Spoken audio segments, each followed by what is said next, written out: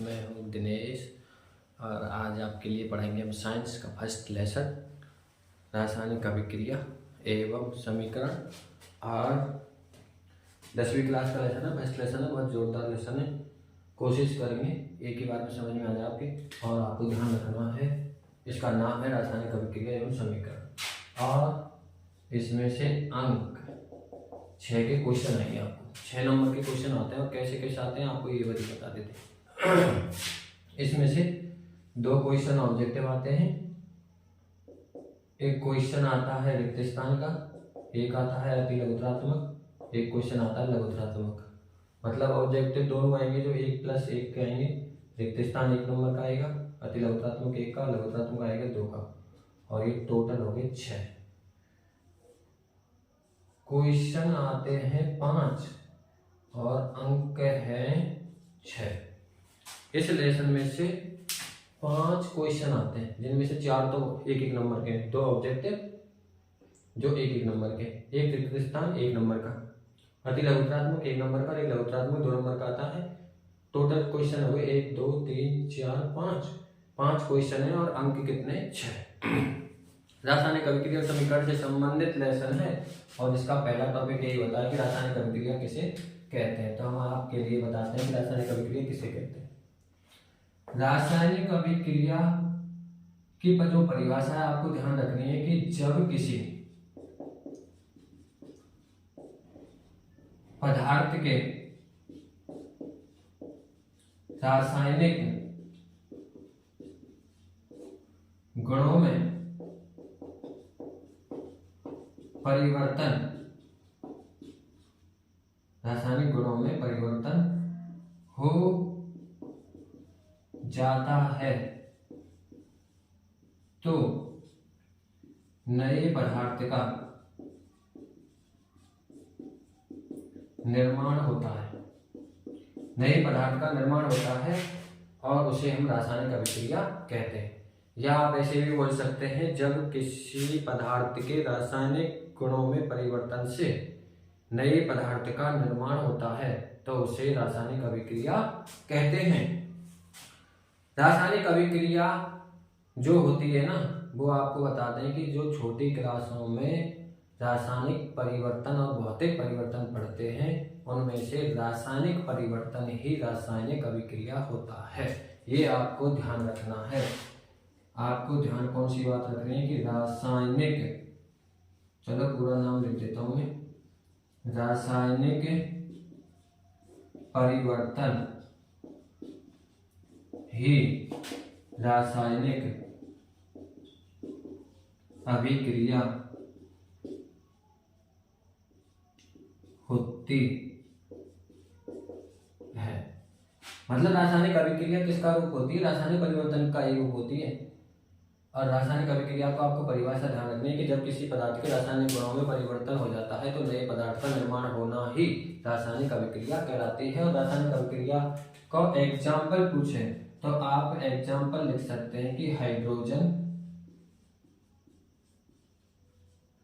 Oxygen के साथ क्रिया करके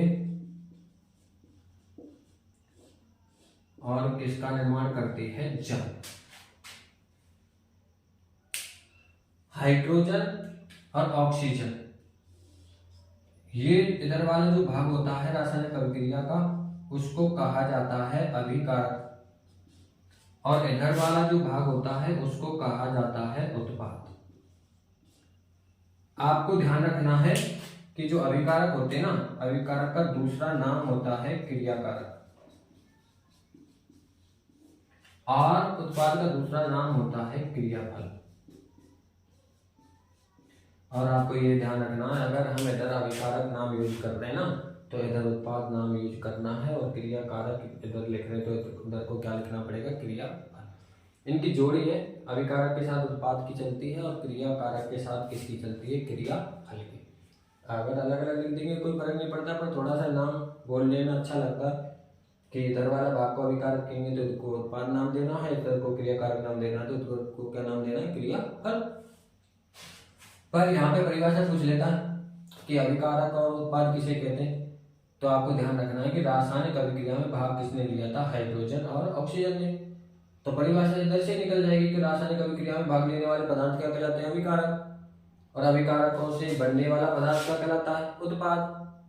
और क्रियाकारक की परिभाषा पूछेगा तो यही परिभाषा कि रासायनिक अभिक्रिया में भाग लेने वाले पदार्थ क्या कहलाते हैं? क्रियाकारक। और रासायनिक अभिक्रिया में भाग बनने वाला जो पदार्थ होता है उसको क्या कहते हैं? क्रियाफल। लेकिन रासायनिक अभिक्रिया में एक महत्वपूर्ण बात आपको ध्यान रखनी है कि जो अभिकारक होते हैं वो हमेशा बाईं ओर लिखे जाते हैं। ये हमारी बाईं दिशा होती है, इसको हम बाईं ओर कहते हैं। और जो उत्पाद होता है वो दाईं ओर लिखे जाते हैं। ये हमारी दाईं दिशा है इसलिए दाईं ओर। इधर भी दाईं दिशा मानी जाती है और इधर बाईं दिशा भी मानी जाती है, लेकिन कहाँ मानी जाती है वो आपको ध्यान रखना है कि मानव शरीर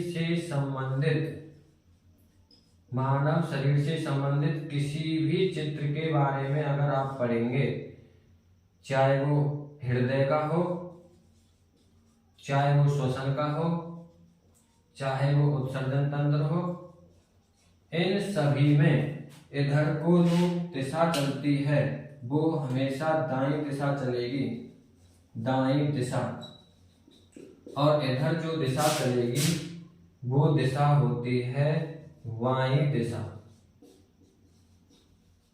ये आपको ध्यान रखने योग्य बात है कि अगर मानव शरीर से संबंधित चित्रों में दिशा आपको दर्शानी हो तो इधर दाईं दिशा लिखी जाती है और इधर दिशा लिखी जाती है बाईं दिशा। यदि फिजिक्स और केमिस्ट्री की कोई भी चित्र है, समीकरण है, तो उन सभी में इधर बाईं ओर लिखा जाता है, बाईं दिशा माना जाता है और इधर माना जाता है दाईं ओर। इस चीज को आपको ध्यान रखना। ये चीजें बहुत लंबे समय तक काम आने वाली चीजें, ऐसा नहीं है कि 10वीं क्लास में पढ़ रहे हैं तो 10वीं क्लास तक ही सीमित रह जाए, आगे भी काम आती हैं ये चीजें, तो आपको आगे भी ध्यान रखनी है। तो ये बाईं ओर लिखे जाते हैं अभिकारक, और उत्पाद कौन सी दिशा में लिखे जाते हैं? दाईं ओर लिखे जाते हैं।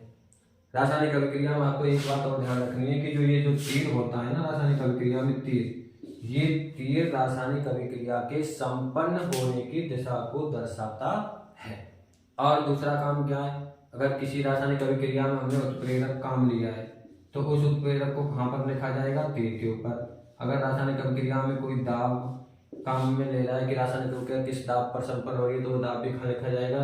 तीर के ऊपर या नीचे। अगर रासायनिक अभिक्रिया से संबंधित कोई ताप है तो उस ताप को भी कहाँ लिखा जाएगा? रासायनिक अभिक्रिया के तीर के ऊपर या नीचे। पूछ लेता है क्वेश्चन कि उत्प्रेरक दाब, ताप आदि को कहां पर दर्शाया जाता है? तो अभिक्रिया में तीर के ऊपर या नीचे लिखा जाता है। इस रासायनिक अभिक्रिया से संबंधित एक छोटा सा क्वेश्चन और होता है कि रासायनिक अभिक्रिया में कौन कौन से परिवर्तन होते हैं, कौन कौन से परिवर्तन आते हैं? तो इसमें निम्न परिवर्तन आते हैं। निम्न का मतलब नंबर 1, रासायनिक अभिक्रिया में गंध में परिवर्तन हो सकता है। दूसरा, रंग में परिवर्तन हो सकता है। तीसरा, आकार में परिवर्तन हो सकता है। चौथा, अवस्था में परिवर्तन हो सकता है। ये रासायनिक अभिक्रिया में परिवर्तन आते हैं। जैसे मान के चलो यहाँ पे गंध कैसी भी आ रही है तो यहाँ पे जो उत्पाद बना है उसकी गंध अलग हो सकती है। इसका रंग अगर लाल रंग का है तो इधर नीले रंग का हो सकता है। इसका आकार कुछ है तो उत्पाद में आकार बदल सकता है। इधर अवस्था अगर ठोस है तो इधर द्रव बन सकती है, इधर द्रव है तो इधर गैस बन सकती है। मतलब रासायनिक अभिक्रिया में मुख्यतः कौन कौन से परिवर्तन होते हैं? तो आपको ध्यान रखना है कि रासायनिक अभिक्रिया में गंध में परिवर्तन हो सकता है, रंग में परिवर्तन हो सकता है, आकार में परिवर्तन हो सकता है और अवस्था में परिवर्तन हो सकता है। ये रासायनिक अभिक्रिया के बारे में 10वीं क्लास से संबंधित आपको जानकारी पूरी दी है और आपको ये छोटी छोटी बातें बिल्कुल ध्यान रखनी है। यहाँ से आगे जो प्रश्न चलता है वो पूछ लेता है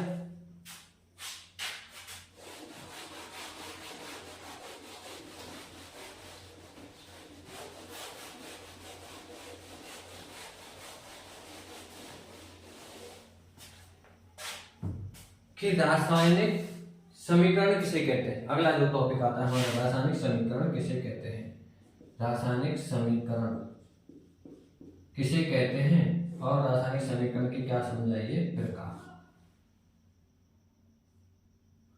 तो आपको ध्यान रखना है कि रासायनिक समीकरण किसे कहते हैं।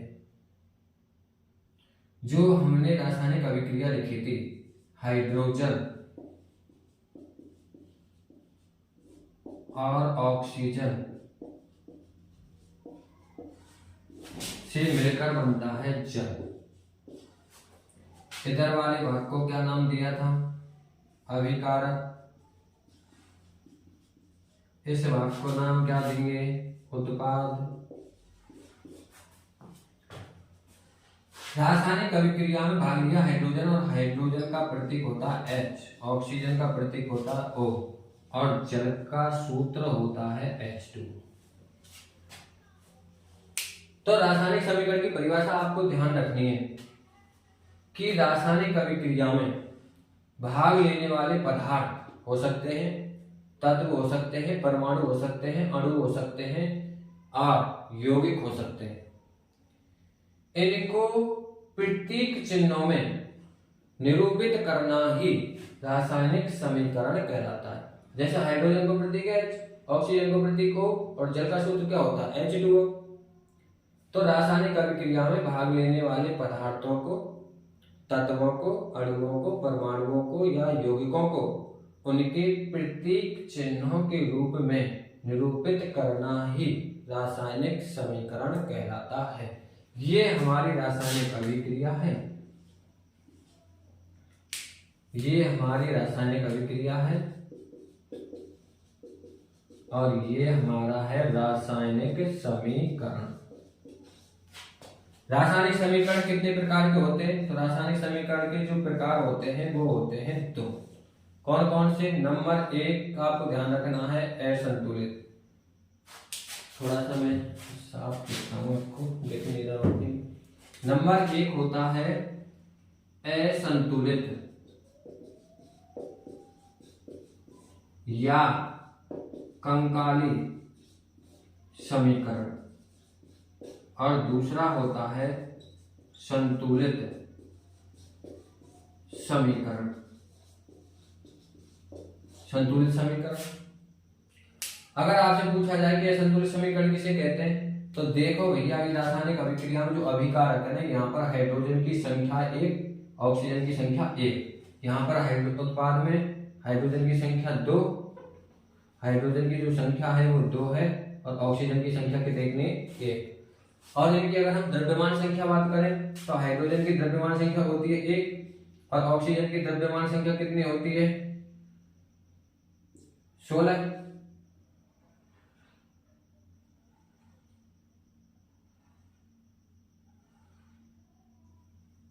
और यहाँ पर हाइड्रोजन की द्रव्यमान संख्या है 2 हाइड्रोजन है तो 2 और ये हो गई 16। तो यहाँ पर जो द्रव्यमान संख्या आएगी वो आएगी 17। द्रव्यमान संख्या कितनी आएगी 17 और यहाँ पर द्रव्यमान संख्या कितनी आएगी टोटल 18।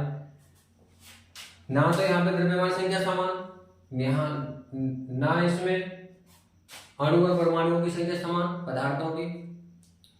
तो असंतुलित या कंकाली समीकरण की परिभाषा यहीं से आप निकाल सकते हैं कि ऐसा समीकरण जिसमें अभिकारक अणुओं की संख्या, ऐसा समीकरण जिसमें अभिकारक अणुओं की संख्या उत्पाद अणुओं की संख्या के समान नहीं होती है तो उसे असंतुलित या कंकाली समीकरण कहते हैं। यदि आप इसको हम ऐसे कर दें, कैसे करते भैया कि यहां पर हम कर दें 2 लगा दें यहाँ पे और यहाँ पे कर दें O2 और यहाँ पे कर दें 2H2। फिर यहाँ पर जो हाइड्रोजन है वो कितनी है 4, ऑक्सीजन कितनी है 2, यहाँ पर हाइड्रोजन कितने 4 और यहाँ पर ऑक्सीजन कितनी है 2।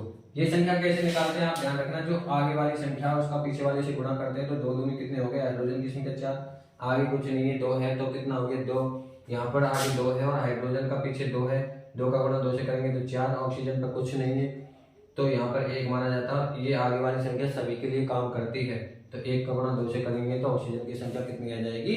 1, 2 ऑक्सीजन की संख्या कितनी आ जाएगी? 2। तो यहाँ पर हाइड्रोजन 4 ऑक्सीजन 2, यहाँ पर हाइड्रोजन 4 ऑक्सीजन 2, मतलब अभिकारक ऐसा समीकरण जिसमें अभिकारक अणुओं की संख्या और उत्पाद अणुओं की संख्या की समान होती है, तो उसको हम कहते हैं असंतुलित समीकरण। और अगर इसमें द्रव्यमान संख्या की बात करें तो हाइड्रोजन की द्रव्यमान संख्या देखो, यहाँ पे हाइड्रोजन की द्रव्यमान संख्या 1 होती है 1, और यहाँ पर हाइड्रोजन है 4, यहाँ पर ऑक्सीजन की द्रव्यमान संख्या होती है 16 और ऑक्सीजन है 2, तो 4 प्लस 32 बराबर कितना हो गया? 36। और यहाँ पर कितना हो गया? हाइड्रोजन की हैगी 4 और ऑक्सीजन की कितनी हैगी? 2 × 16, तो 4 प्लस 32 बराबर कितनी हो गई? 36।